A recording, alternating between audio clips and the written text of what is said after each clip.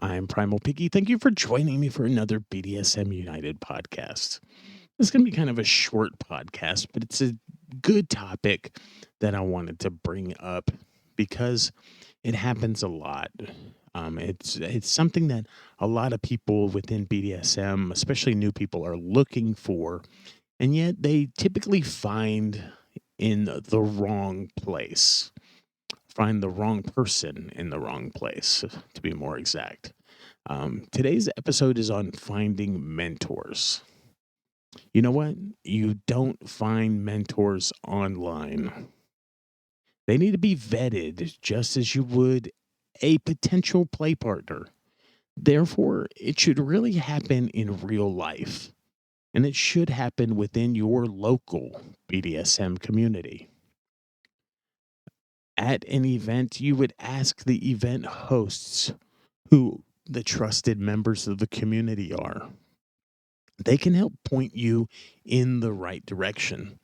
We've hosted munches before, and that's part of the role of a host is to help connect new people with people who have been in the lifestyle longer and can answer questions and be somewhat of a mentor. Also, it's unlikely that you need much mentoring.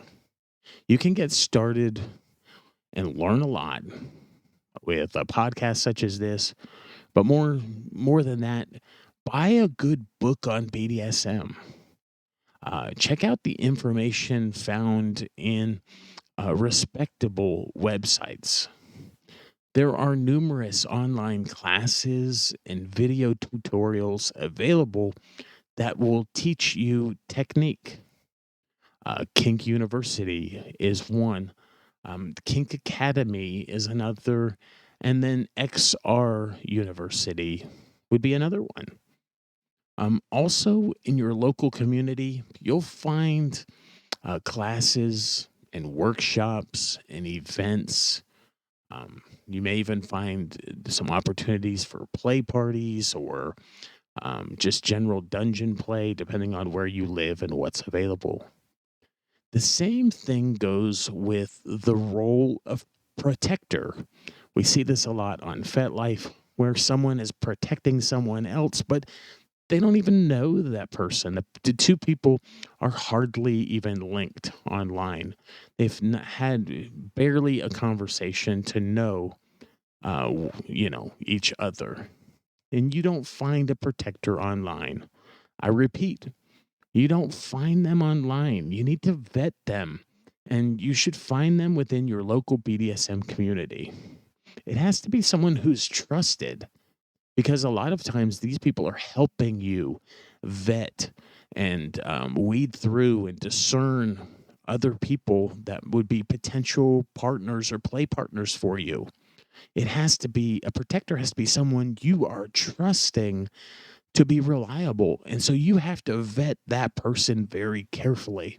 And it's really hard to do online. It's something that you really need to do in real life, in person.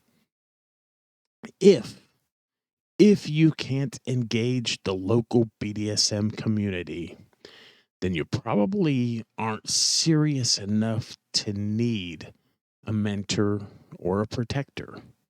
That's not to say that you're not serious about the lifestyle or serious about BDSM, but if you're not going to engage people in real life, then you got to ask yourself, is this just fantasy for me? Is this just an online role play that I'm doing?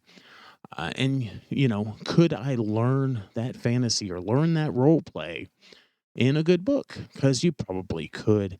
You probably don't need to take it to that next level and pick up a mentor or a protector. Now, I want to say that if you don't have access to a local community in your own city, typically you should contact the host of events in the nearest community that you can find that does have events and ask for a referral. They may know somebody in your area because when I've hosted munches, sometimes people would drive from up to an hour or two away in order to attend an event because they didn't have people. And oftentimes we would know people within their local community, people we had met at other events, and we could make referrals for people that they could reach out to that could play more of a mentoring type role. Even if just kind of loosely, they could be trusted enough to just answer questions and kind of guide somebody and point them in the right direction. You still need to vet that referral, but you can contact that person online and eventually likely meet in person if able. So it's local BDSM communities are very powerful and they play an important role in our lifestyle. Our lifestyle wasn't founded to be online. Back in those old guard times, computers and online didn't even exist. And then oftentimes as they began to become available, they were sometimes seen more as a hindrance than a help. And so people would often look at online types of things with a bit of skepticism. You should probably do the same thing. You should approach online people and their identities and things with a bit of skepticism. Now, not cynicism, but skepticism. You shouldn't just wholeheartedly trust somebody just because of what they present to you online. And in another podcast, perhaps we'll tell you more about how to do vetting, but mainly vetting is finding the inconsistencies between what somebody tells you who they are and looking for those inconsistencies between that and who they actually are. Yeah, on FetLife, for instance, you can pull up somebody's activity feed. If the activity in their feed doesn't match who they say they are, then you can start to weigh and measure the inconsistencies between what they're doing online and who they say in their bio they are online.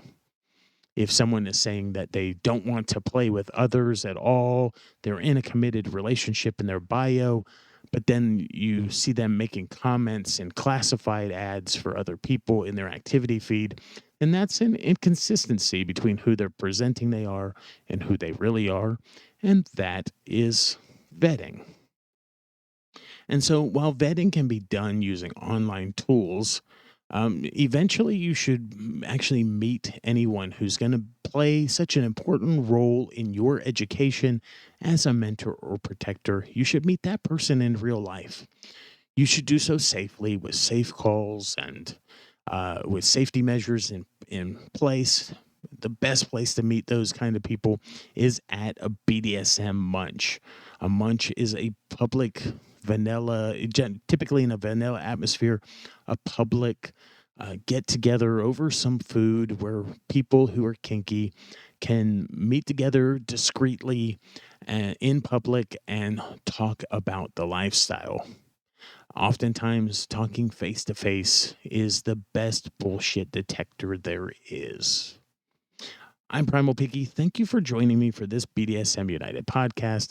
Kind of a shorter episode on something really important, though. And I stress you don't find mentors, you don't find protectors online. These are people that you really need to trust, and you really need to be able to vet them properly. And they should really be someone who is an in real life part of your local BDSM community or regional BDSM community and an in real life part of your life. Again, I'm Primal Piggy. Thank you for joining me for this BDSM United podcast. You can find all of our resources at www.bdsmunited.com.